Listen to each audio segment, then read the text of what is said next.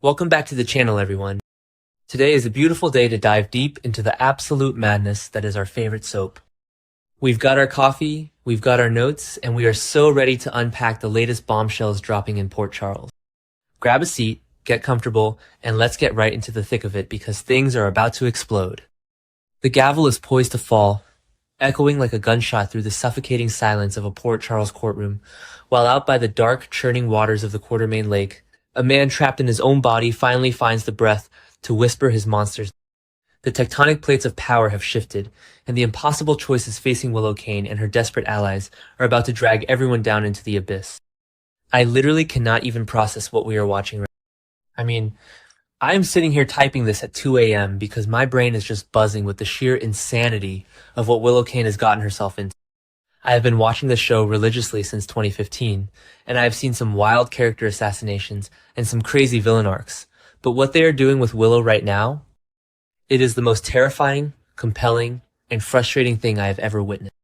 And I am totally here for it, but also I am absolutely dreading the fallout. Can we just talk about this? Because let's be real first. Willow has been prancing around Port Charles, playing the perfect congresswoman, pretending she is this beacon of morality, all while literally keeping her own husband paralyzed. The sheer audacity of this woman. She partnered with Jens Sidwell, of all people, to simulate a stroke and lock Drew Kane inside his own body. And for what?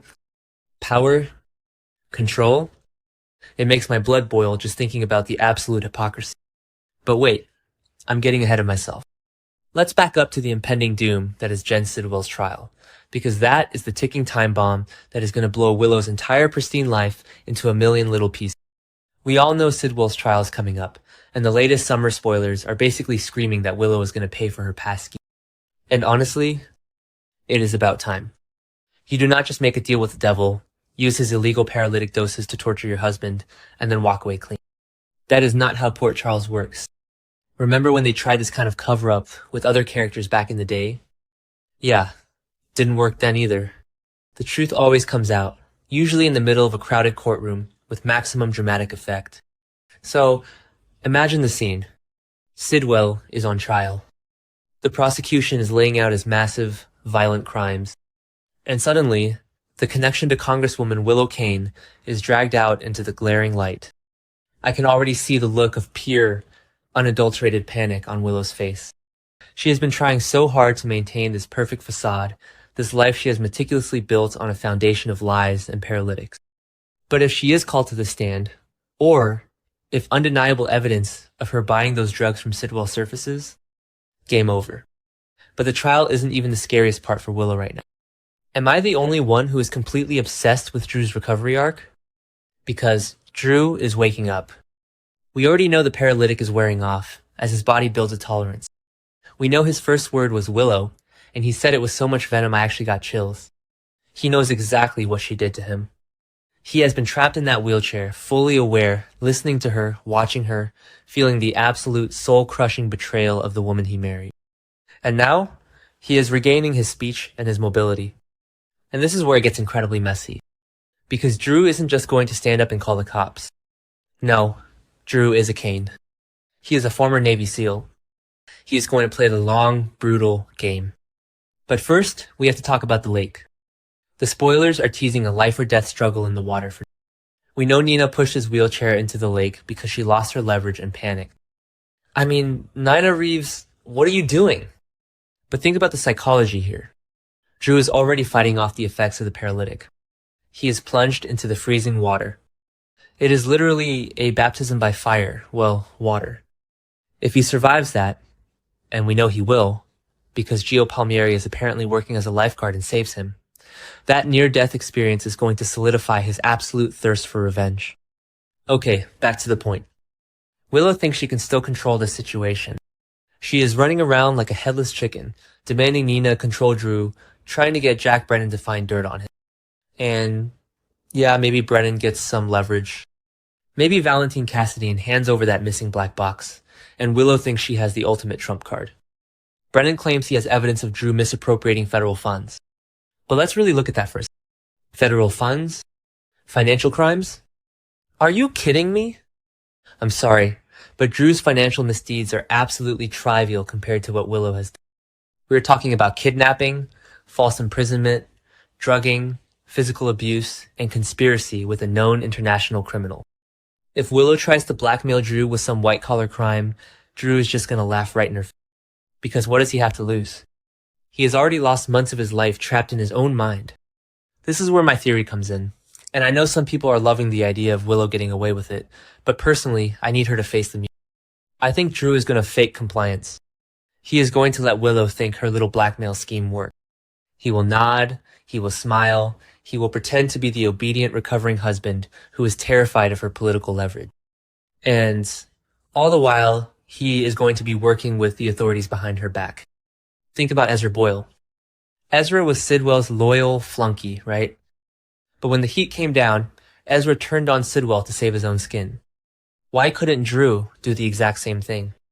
Drew could absolutely go to the feds, or to Anna Devane, or to ADA Justine Turner, and say, I have the ultimate dirt on Jen Sidwell, but I want full immunity for my financial crimes.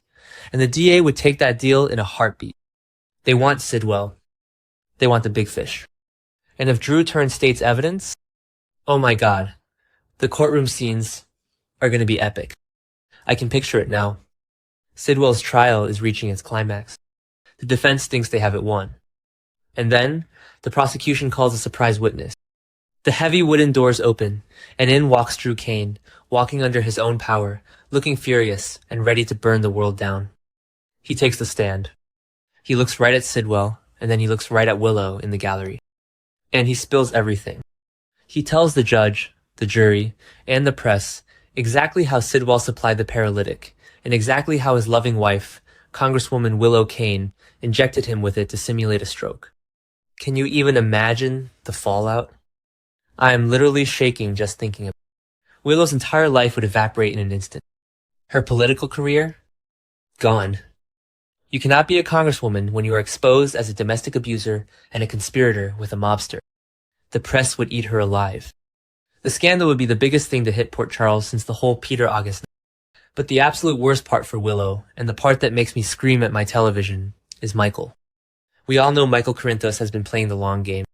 He and Willow are divorced, he is happily dating Jacinda, but he has been scheming this whole time.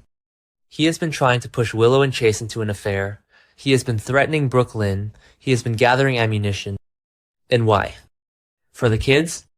For Wiley and Amelia. If Willow is exposed in open court for drugging Drew, Michael will swoop in like a vulture.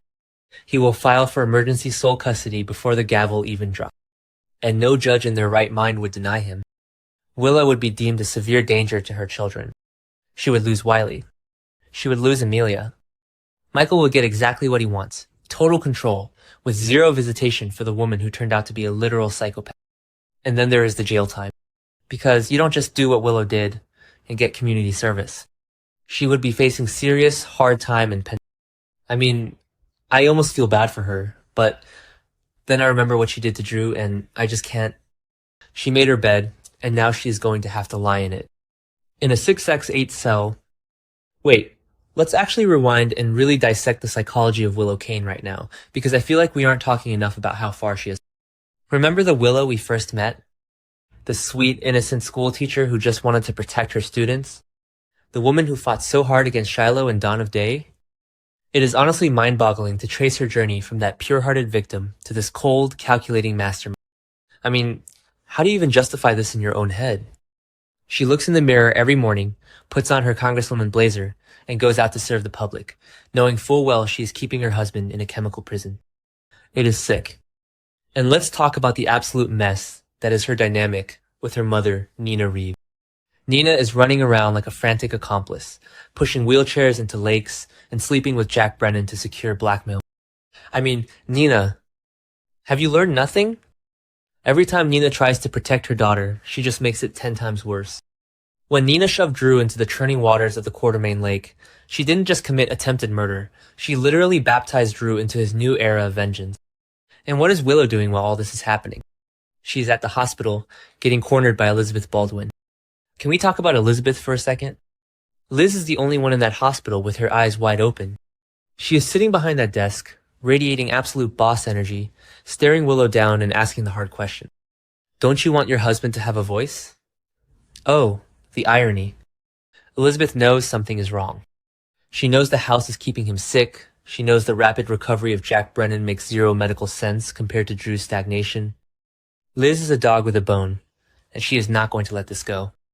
I am so here for Detective Nurse Elizabeth Baldwin. But back to the impending Sidwell trial.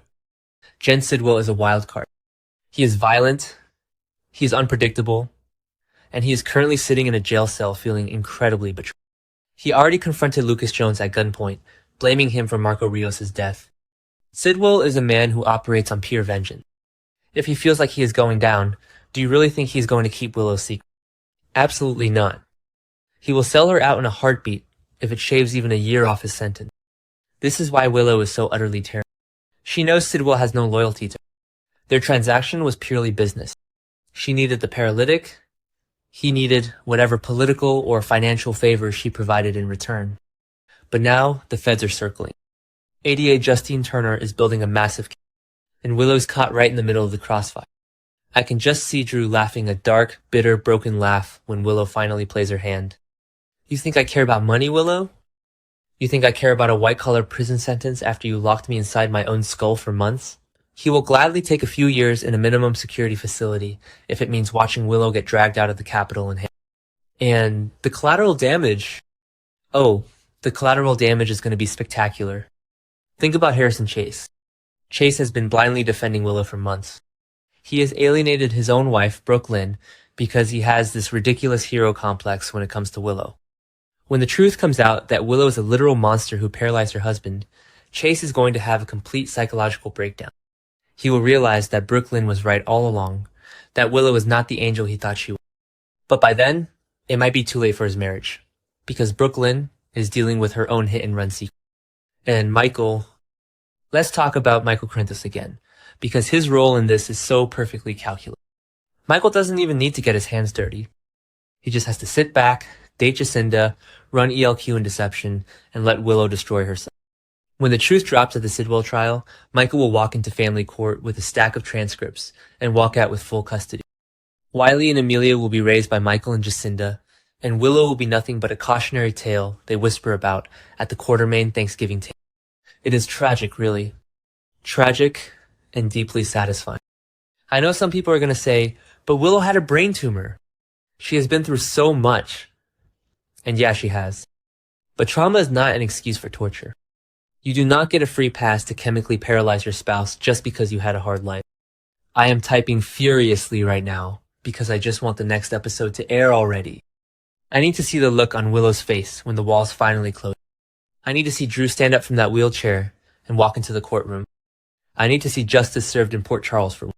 So, as we gear up for the rest of July sweeps, keep your eyes on the courtroom, keep your eyes on that lake, and most importantly, keep your eyes on Drew Kane.